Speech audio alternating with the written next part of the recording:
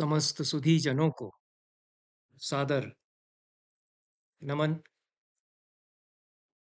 महाभारत के प्रणेता महर्षि व्यास के जीवन और चरित्र को लेकर मैंने कल चर्चा आरंभ की। कल के वक्तव्य में मैंने महाभारत का क्या महात्म्य है पूरी हमारी परंपरा में, स्वयं महाभारतकार महाभारत को क्या समझते हैं, क्या उसके संबंध में बताते हैं, इस पर भी मैंने बात की। व्यास जो महाभारतकार हैं, उनको किस रूप में हमारे महाकवियों ने देखा, पूरी भारतीय परंपरा व्यास को क्या मानती है, इस पर भी किंचित चर्चा मैंने आरंभ की। यह चर्चा का उपक्रम मात्र है। इस प्रश्न पर भी हमने विचार किया कि महाभारत क्या एक अमांगलिक पाठ है, अमांगलिक ग्रंथ है जिसको घर में नहीं रखना चाहिए। और इसका मैंने अत्यंत ही कड़े शब्दों में भर्त्सना और निंदा की है उन लोगों की जो ऐसा कहते हैं, जो ऐसा प्रचार करते हैं। मेरी दृष्टि में वे लोग अज्ञानी हैं, वे भारतीय परंपरा का अपमान करते हैं। जो ये कहते हैं कि महाभारत को घर में मत रखो और उसको मत पढ़ो, इससे बड़ा अनादर भारतीय संस्कृति का, भारतीय धर्म का, भारतीय परंपराओं का और क्या होगा, जिसको हमारे यहाँ धर्म का सबसे महान आख्यान माना गया बड़े-बड़े आचार्यों के द्वारा। ऐसे ग्रंथ के संबंध में ऐसी धारणा कही जाए। इसी चर्चा को आगे बढ़ाएंगे। और मैंने कहा कि महाभारत के प्रणेता भी व्यास हैं। तो महाभारत का जो किस्सा है, जो कहानी है, उसके एक नायक भी व्यास हैं। उस कहानी के एक पात्र, प्रमुख पात्र, जिसको नायक कहा जाता है, हीरो के अर्थ में नायक नहीं, वे भी व्यास हैं। वे महाभारत में अनेक प्रसंगों में, महाभारत के परिदृश्य में, उसकी कहानी के बीच में अवतरित भी होते हैं। और क्यों ना होंगे, क्योंकि धृतराष्ट्र, पांडु और विदुर, ये तीन जो पात्र हैं महाभारत में, प्रमुख पात्र, वे तो उन्हीं की अंगज संतानें हैं। और महाभारत के प्रणेता तो महर्षि व्यास हैं ही। उनके नामों पर जब हम विचार करते हैं, व्यास उनका नाम है।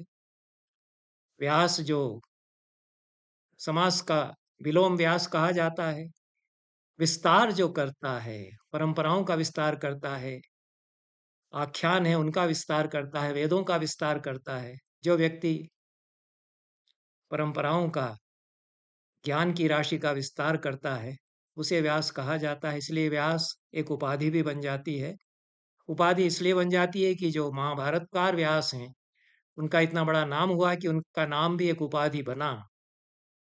जिस तरह से कालिदास और विक्रमादित्य हमारी परंपरा में उपाधि भी बन गए। विक्रमादित्य इतने महान सम्राट हुए कि फिर गुप्तवंशी सम्राटों ने विक्रमादित्य की विरुद्ध या उपाधि धारण की। अपने दरबार में कवियों को कालिदास उन्होंने कहना आरंभ किया। यह व्यास महर्षि का एक नाम है। एक द्वीप में जन्म उन्होंने लिया, इसलिए द्वैपायन भी वे कहे जाते हैं। कैसे द्वीप में उनका जन्म हुआ, इस पर चर्चा आज करेंगे।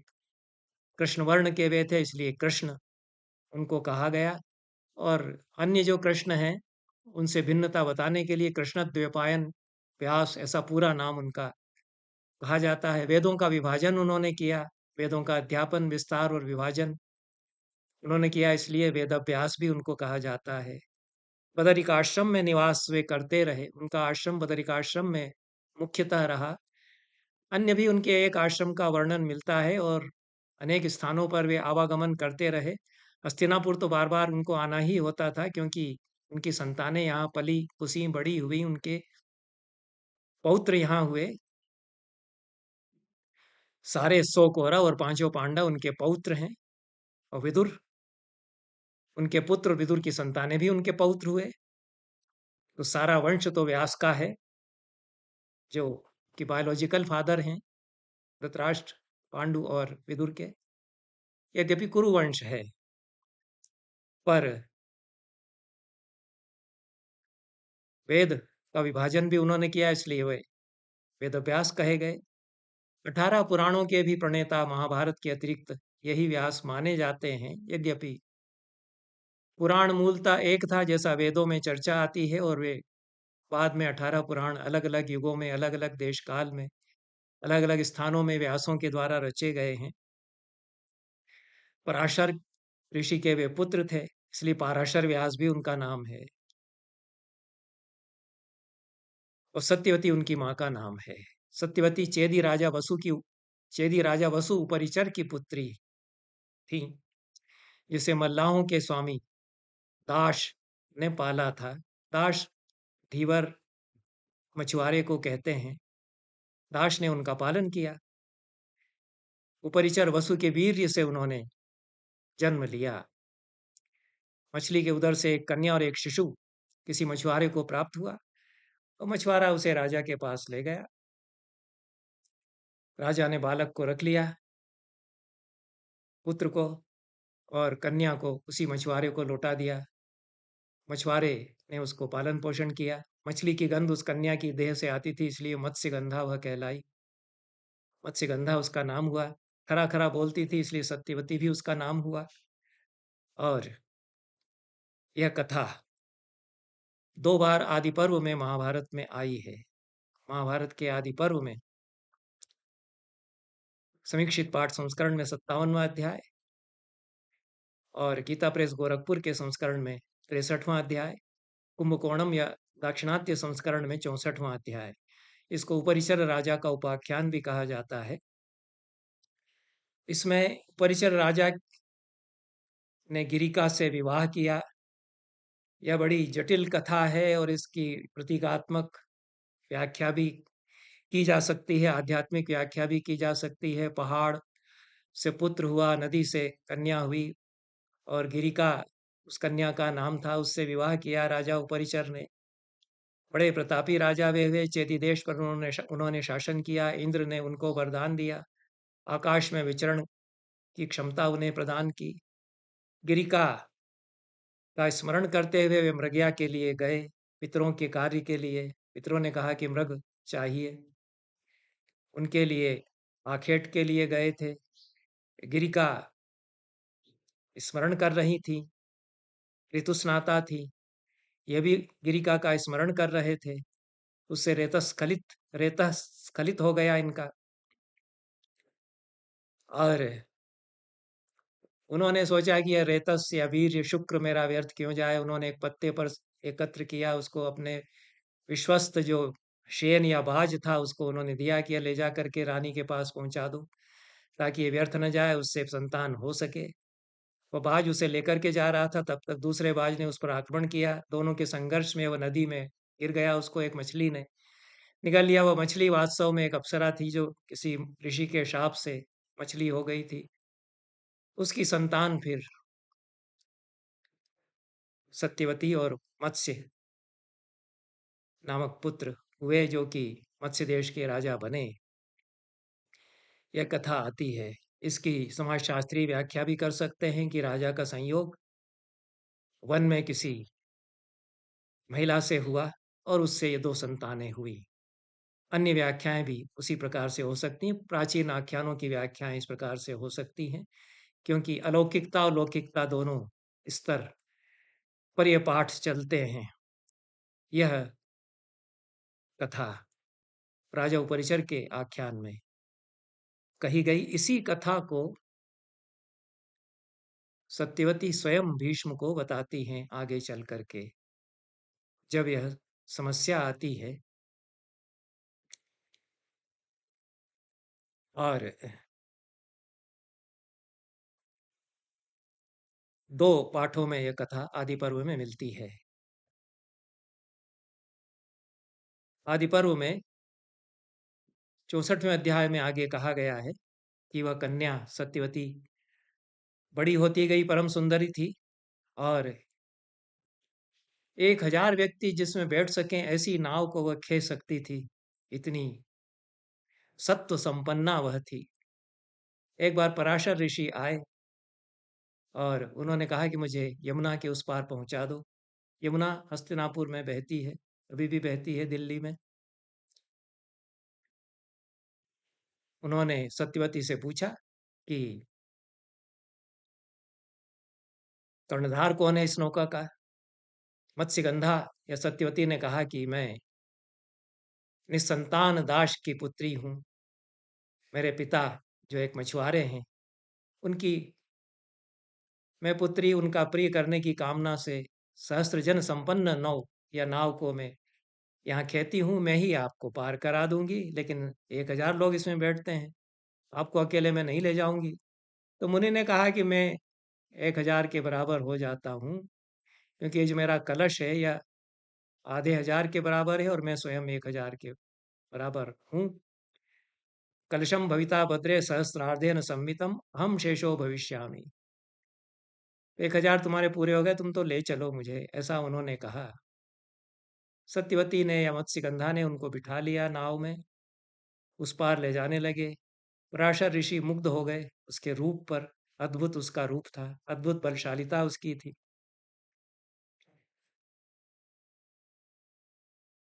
उन्होंने उससे कहा कि हे कल्याणी, मेरे साथ संगम करो, क्योंकि मैं अपने वंश की वृद्धि करना चाहता हूँ। मेरे जैसी एक संतान हो, तो तुमसे ऐसी संतान हो सकती है। उसके पिछले जन्म का उन्होंने पूरा उसको रहस्य बताया कि तुम साधारण मानवी नहीं हो, कोई अप्सरा थी, उसकी तुम संतान इस प्रकार से हो। और ये कथाएं उन्होंने उसको बताई। विस्मया अविष्ट सर्वांगी जाति स्मरणताम गता। उनकी बातें सुनते सुनते चकित होती गई सत्यवती। और इतने बड़े ऋषि बता रहे हैं, पराशर ऋषि की बड़ी महिमा उस समय थी। तो उसने कहा कि आप कह तो रहे हैं कि मेरे साथ समागम करो, लेकिन उस किनारे बहुत सारे मुनि खड़े हुए देख रहे हैं, वे हमको देख लेंगे।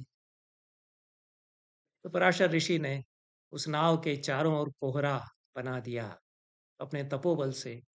निहार मसृजत प्रभु, प्रभु उनको कहा गया है, समर्थ थे, अपने तपोबल से उन्होंने कोहरे की सृष्टि कर दी और उसके आसपास अंधेरा सा लगने लगा।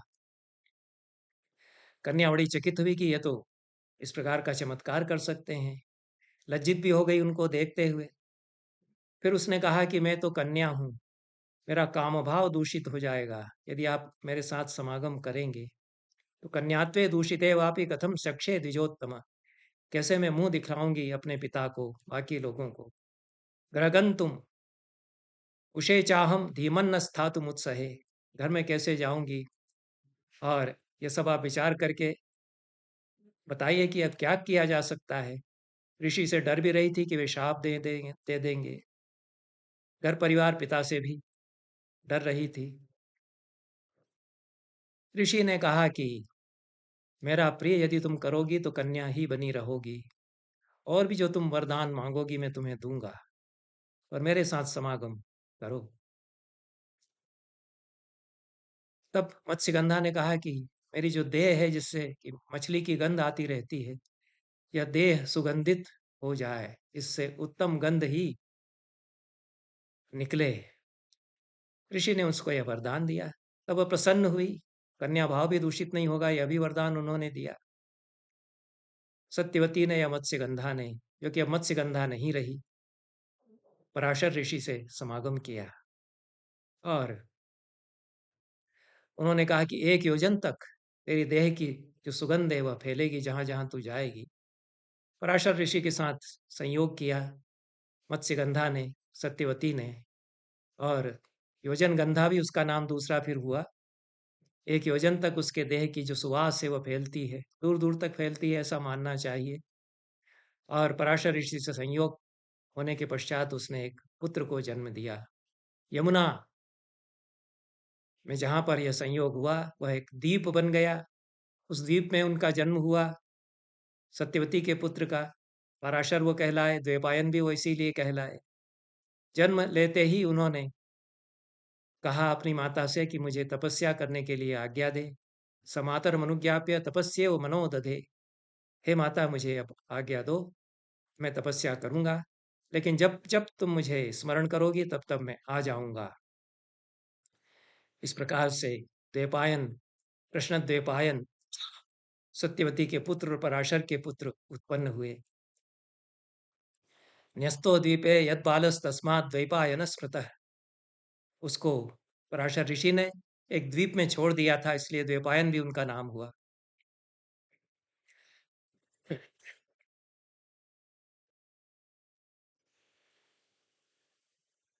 इसके पश्चात व्यास के संबंध में यहाँ कहा गया है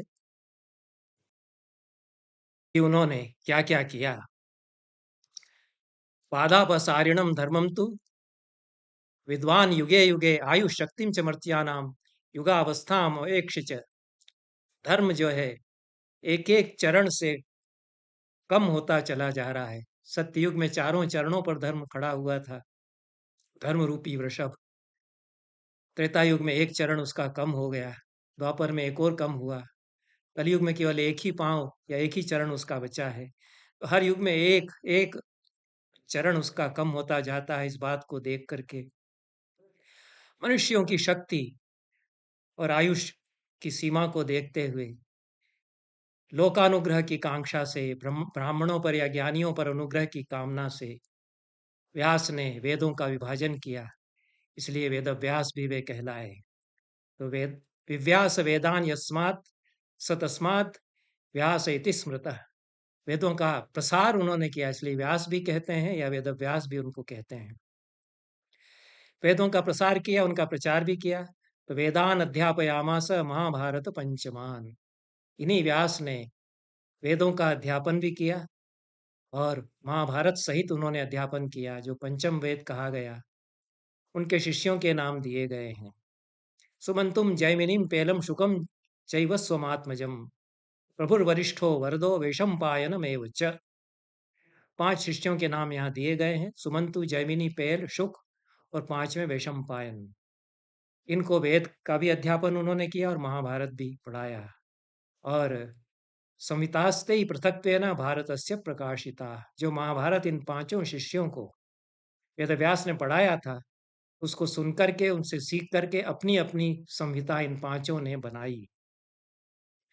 ऐसा महाभारत में कथा में कहा गया है। पर महाभारत मूलतः तो कृष्णद्वैपायन मुनि ने 3 वर्ष निरंतर जागते रह करके रचा था। यह भी यहीं पर कहा गया है, त्रिभिर्वर्षैः सदोत्थाय कृष्णद्वैपायनो मुनिः महाभारतमाख्यानम् कृतवानिदम् उत्तमम्। 3 वर्षों तक निरंतर जागरित रह करके, जागरूक रह करके कृष्णद्वैपायन मुनि ने आख्यान महाभारत, उत्तम आख्यान की सृष्टि की। और कितने इसमें श्लोक थे जो उन्होंने आख्यान रचा था। अष्टौ श्लोक सहस्राणि, अष्टौ श्लोक शतानि च, ऐसा कहा गया है। 8,800 श्लोक इस आख्यान में थे। और यह मैं जानता हूँ और मेरा बेटा शुक जानता है, ऐसा कहते हैं। संजय पूरा नहीं जानता, ऐसा व्यास स्वयं बताते हैं। अहम वेद्मि शुको वेत्ति संजयो वेत्ति वा न वा। कुल मिलाकर यह जो 8,800 श्लोकों का जय नामक काव्य व्यास ने लिखा था, यह वैशंपायन को उन्होंने सिखाया। वैशंपायन ने जन्मेजय को सुनाया। जन्मेजय ने बीच बीच में जो प्रश्न किए, उससे इसका 24,000 श्लोकों में विस्तार हुआ। इसलिए चतुर्विंशति सहस्रीम चक्रे भारत संहिताम, यह आगे कहा गया है कि 24,000 श्लोक इसमें हो गए। यह भारत कहलाया, भारत संहिता कहा गया। और इसी को फिर वैशंपायन के शिष्यों ने, जिनमें कि रोमहर्षण और उनके पुत्र उग्रश्रवा, जिनको सौती भी कहा गया है, उन्होंने सुनाया नैमिषारण्य में शौनक आदि महर्षियों को। तब यह 1,00,000 श्लोकों का महाभारत बना, ऐसा कहा जाता है। यह कथा जो व्यास की उत्पत्ति की है और उनके कर्तृत्व की है, सत्यवती जो उनकी माता है भीष्म को फिर बताती हैं। आदि पर्व में ही जब यह प्रसंग आता है कि विचित्रवीर्य और चित्रांगद दोनों उनके पुत्र नहीं रहे, भीष्म से वे कहती हैं कि तुम संयोग करो अपने अनुज विचित्रवीर्य की पत्नियों से। भीष्म मना करते हैं और कहते हैं कि नियोग के द्वारा इसकी व्यवस्था, किसी ब्राह्मण से इनका संयोग करा करके नियोग के द्वारा संतान प्राप्त की जा सकती है। तब सत्यवती उनको बताती हैं कि मेरा एक पुत्र है और जिसने मुझसे कह रखा है कि जब स्मरण करोगी तो मैं आ जाऊंगा। और स्वयं वे फिर भीष्म को बताती हैं कि कैसे वह मेरा पुत्र उत्पन्न हुआ। तो ये कुंभकोणम संस्करण में 114वें अध्याय में आदि पर्व के यह प्रसंग आता है। और शृणु भीष्म वचो मह्यम धर्मार्थ सहितम हितम, हे भीष्म, धर्म और अर्थ से सम्मत मेरी बात को सुनो। और यह विश्रम्भ कथित है, विश्वस्त तुम्हें जान करके मैं गुह्य बात तुम्हें बता रही हूँ। अभी तक मैंने कहीं यह बात बताई नहीं।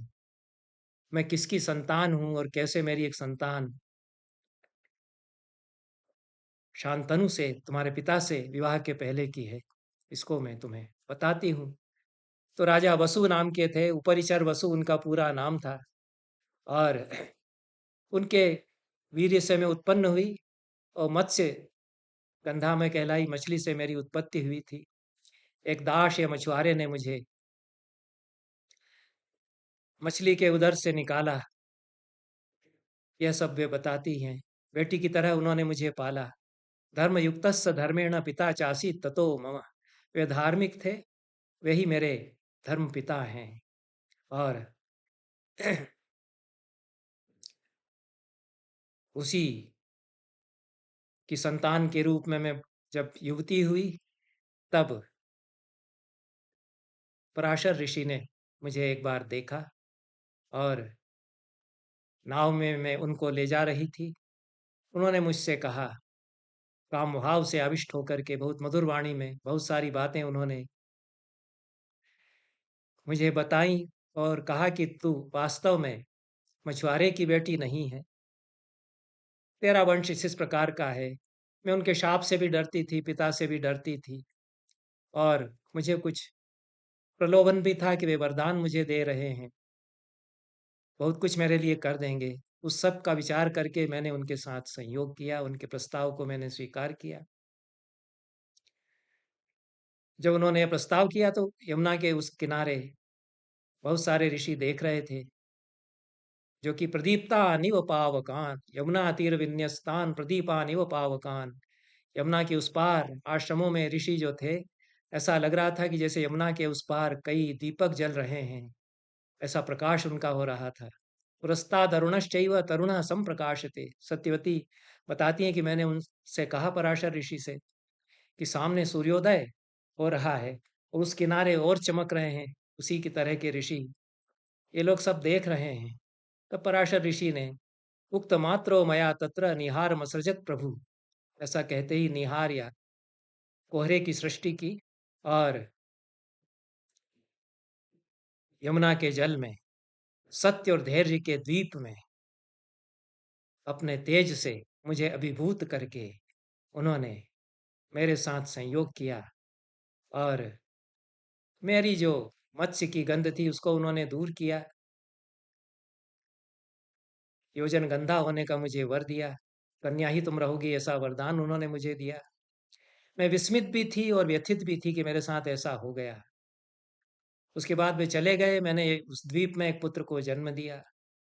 पाराशर्यो महायोगी स बभूव महान ऋषि, वे पराशर के पुत्र महायोगी हुए, महान ऋषि हुए। कन्या पुत्रो मम पुरा द्वैपायन इति श्रुतः, वे मुझ कन्या के पुत्र थे। कानीन इसको इनको व्यास को कहा जाता है, इसीलिए कन्याया अपत्यम पुमान कानीनः, कन्या का जो पुत्र हो उसको कानीन कहा जाता है। कर्ण भी कानीन है, और भी कई कानीन हुए हमारे इतिहास में, महान पुरुष कानीन हुए। ईसा मसीह भी कानीन ही है, कन्या के पुत्र वे हैं। तो यह मुझ कन्या के वे पुत्र थे, महायोगी हैं, पराशर पुत्र व्यास। और सत्यवती स्वयं बताती है, उनको सब जानकारी है कि मेरा बेटा कितना बड़ा ज्ञानी है, क्या क्या इस बीच उसने किया है। यो व्यस्य वेदांश चतुरस तपसा भगवान ऋषि, एक वेद को उन्होंने चार वेद बनाए, चार वेदों में विभाजन किया अपने तपोबल से, अपने ज्ञान से। ऐसे भगवान वे ऋषि हैं। लोके व्यासत्व मापेदे कार्ष्ण्यात कृष्णत्व में च, लोक में वे इसीलिए व्यास कहलाए, कृष्ण वर्ण के कारण कृष्ण कहलाए। सत्यवादी शमपरस तपस्वी दग्ध किल विषह, वे सत्यवादी हैं, क्षमपरायण हैं, शांत हैं, तपस्वी हैं। पापों को उन्होंने जला दिया है। जैसे ही उनका जन्म हुआ, पिता उनको ले गए और संयुक्तो मया व्यक्तम त्वया चाप प्रतिमद्युति। मैं यदि आदेश दूंगी उन्हें बुला करके, उनका स्मरण करके, तो मेरी आज्ञा का वे पालन करेंगे। भ्रातु क्षेत्रेषु कल्याणम अपत्यम जनयिष्यति। अपने भाई के क्षेत्रों में, स्त्री को यहाँ क्षेत्र कहा है। धर्मशास्त्रों में मान्यता यही है कि स्त्री जो है भस्रा धोंकनी की तरह से है, उसको धोंकता है पुरुष। और या क्षेत्र है, खेत की तरह से है, उसमें शस्य उगाता है पुरुष बीज डाल करके। तो अपने अपने क्षेत्र में जो उनके भाई का क्षेत्र है, उसमें अपत्य संतान की उत्पत्ति वे करेंगे, क्योंकि उन्होंने मुझसे कह रखा है कि जब भी संकट का समय आए मुझे स्मरण करना। सही माम उक्तवांस तत्र स्मरे कृच्छ्रेषु माम इति। जब जब कुछ विपत्ति आए तो मुझे स्मरण करना, मैं आ जाऊंगा। तम स्मरिष्ये महाबाहो यदि भीष्मत्वमिच्छसि। हे महाबाहु भीष्म, यदि तुम मुझसे कहो तो मैं उनका स्मरण करूंगी। इसके पश्चात यह कथा चलती है कि किस प्रकार से व्यास आए सत्यवती का स्मरण करने पर, और किस प्रकार से धृतराष्ट्र, पांडु और विदुर की उत्पत्ति हुई। यह पहला अवतरण महाभारत की कथा में एक पात्र के रूप में व्यास का आदि पर्व में होता है, और उनके जन्म की कथा भी इस अवसर पर आती है, व्यास के जन्म की। तो यहीं तक आज का वक्तव्य यह रहने देते हैं, जिसमें व्यास के जन्म की कथा और जो उन्होंने अपनी माता को वचन दिया था तदनुसार उनके स्मरण करने पर वे उपस्थित होते हैं। इस कथा में, जैसा मैं पहले भी कहता रहा हूँ, दीर्घतमस पर जो मैंने बात कही थी कि यह एक ऐसा समाज है जिसमें बहुत सारे जो आज के नैतिकता के मानदंड हैं, वे बहुत संकुचित प्रतीत होते हैं इनके आगे। और ये खुला हुआ समाज है। स्त्रियां कितनी निर्भीक हैं। सत्यवती साफ-साफ कह देती है कि ठीक है, मैं तैयार हो जाऊँगी, लेकिन मेरा कन्या भाव दूषित होगा और लोग क्या कहेंगे, यह विचार कर लीजिए, बाकी आपका प्रस्ताव तो मुझे अच्छा लग रहा है। शकुंतला भी दुष्यंत से वैसे यही कहती है जो महाभारत की शकुंतला है, और इतनी निर्भीक भी वह है, कालिदास की शकुंतला या नहीं है। वह तो यही कहती है कि तुम बड़े राजा हो, मुझसे समागम करके तुम मुझे भूल जाओगे, तो वचन दो कि मेरे से जो संतान होगी वही उत्तराधिकारी होगा। और बहुत तेजस्विनी भी है, राजा को बहुत चुनौती भरे स्वरों में डपटती है। जब वह पहुंचती है, राजा इनकार करते हैं। तो स्त्री समाज जो उस काल का है, वह आज की स्त्रियों की अपेक्षा और भी आगे है। और कन्या का पुत्र होना कोई हाय तौबा नहीं मचती। आज तो यह बड़ा नैतिक संकट मान लिया जाता है, और क्या क्या अत्याचार दुराचार स्त्रियों पर किए जाते हैं। पराशर पुत्र व्यास हैं। महाभारत में कहीं कोई सत्यवती के लिए किसी ने आक्षेप नहीं किया। शकुंतला के लिए किसी ने कोई आक्षेप नहीं किया कि तुमने दुष्यंत के साथ समागम करके और पुत्र को उत्पन्न किया है।